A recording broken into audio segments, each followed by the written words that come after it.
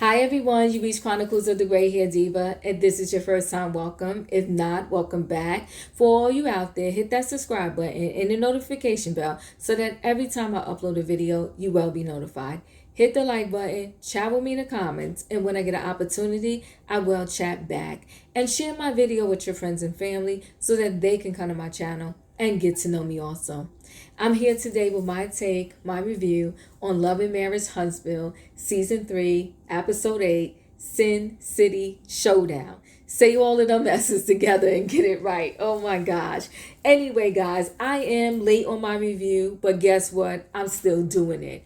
So I'm going to give you my take on a couple of scenes or a few scenes that I felt had some impact or some significance. So, this episode, the Sin City Showdown, it wasn't bad. It was all right. It kept my attention. But what really had me sit up in my seat and say like, oh my, okay, clutch my pearls, was the scene with Jaylin talking to Marcel and Tisa about his experience, about everything that's going on for him as being the general manager of the Black Cigar Lounge. Okay, so the Black Cigar Lounge, never been there a day in my life, but everything I've seen, it looks like a really great atmosphere, beautiful decor. So I feel like they got it together, and I'm also proud of them too because they're keeping it in the family. Initially, when they was offering Jaylin the position, I really didn't think he can do it. I didn't think he was ready. I didn't think he was going to be able to, step up to the plate. But now,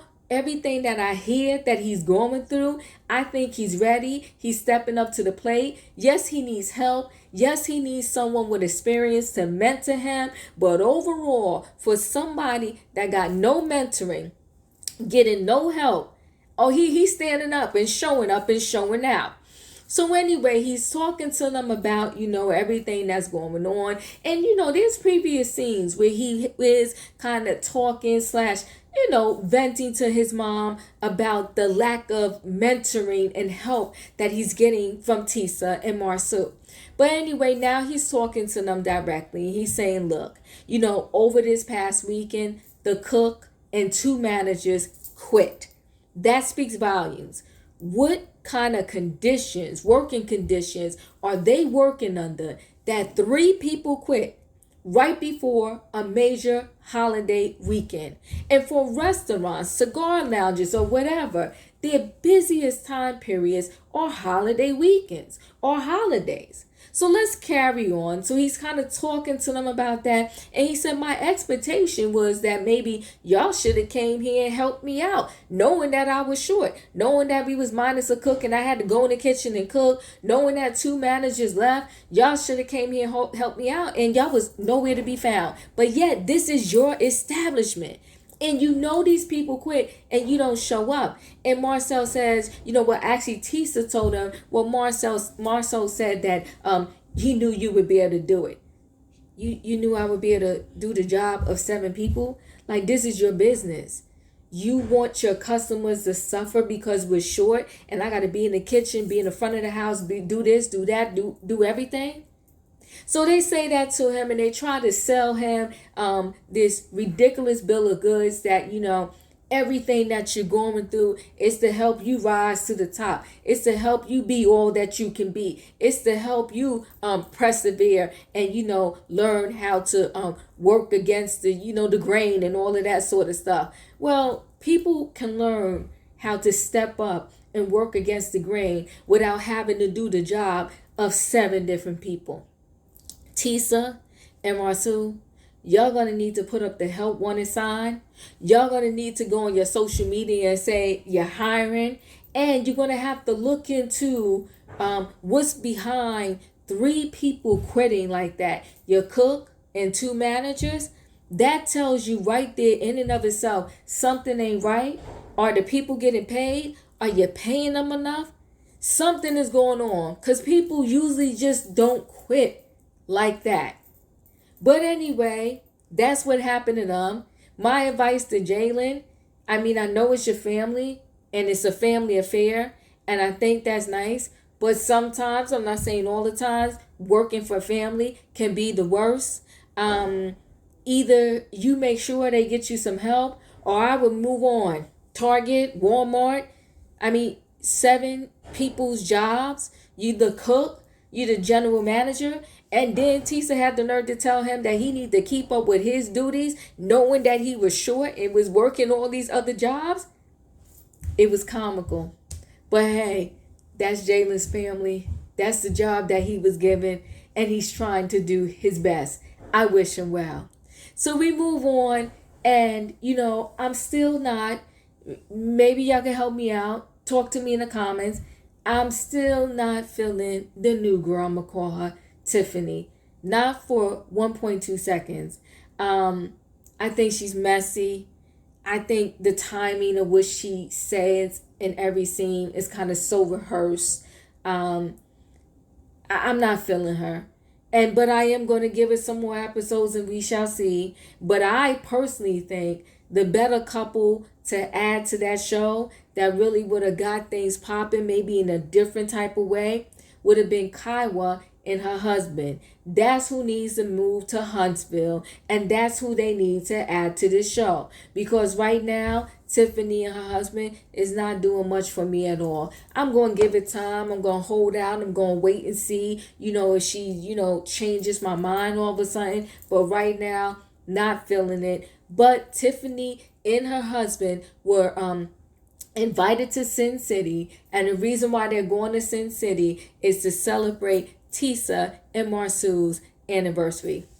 So everyone's invited, all the couples and the non-couples, okay? So Martell is going and he's single. Of course, Tisa and her husband, because it's their shindig. Okay, Tiffany and her husband are going. Kimmy, and her husband are going. So the gain is there. But also Melanie and Destiny are coming to this, celebration also. Melanie and Destiny are going to get there kind of like after the rest of the group. Martell's already there. So they're there. They're all kind of having like conversations.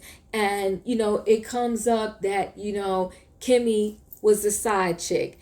So this whole side chick thing is like a thorn in Kimmy's side. She hates it because she swears with everything she loves that she was not the side chick, that she was not messing with Maurice when he was still with his wife, separated or whatever the case may be. She will swear everything that she only started dating Maurice after, him and his wife were already separated, divorced. I don't know the whole story now. Anyway, this side chick thing keeps coming up. And, Tiffany makes a joke about this, side chick thing also. But in addition to that, she did a little side dig about Tisa and Marsu. And like, how could, Tisa let Marsu, treat her or talk to her or whatever the way that he does. She said, I couldn't deal with it. Well, I'm not connected to Tiffany, and maybe that's why everything that she says, I'm just like, ugh. So, I'll leave that alone and leave her alone. But as I stated, as you already know, I'm not feeling the new girl. I'm not feeling Tiffany. But let's get back to this whole side chick thing. So, we had a little combating with that, and Kimmy was pissed and wants them to stop calling her the side chick, okay? And now Kimmy and Tisa get into it, and those two I think are just going to be like oil and water. They're going to never agree. They got to just agree to disagree and maybe just be as cordial as they can when they're at these little events together. I don't know what else to do with those two.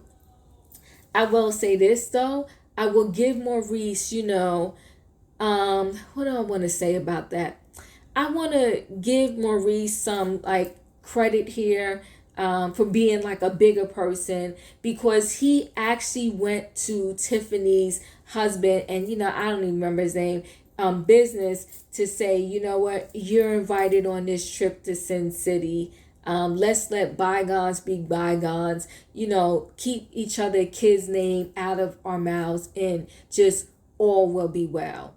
Destiny and Melanie, hopefully they can get their thing back together. They seem to be on this roller coaster ride right now where 1 minute they're okay. I won't say good, they're okay. And, they have their ups, they have their downs. But I really feel and hope that, they will repair and mend their friendship.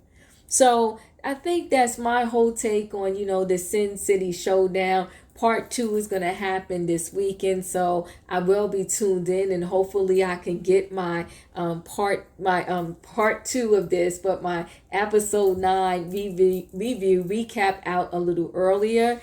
But in the meantime, guys, thanks for watching this video. Hit the like button. Don't forget, chat with me in the comments, and I will definitely respond to you when I get an opportunity. And if you are free, I hate that it is so late because it's late for me, but every Wednesday night right now at 9:15 p.m. I'm trying to up the time a little bit to have it a little earlier, but it's kind of conflicting with the time of some of my guests that like to come on and chat with me.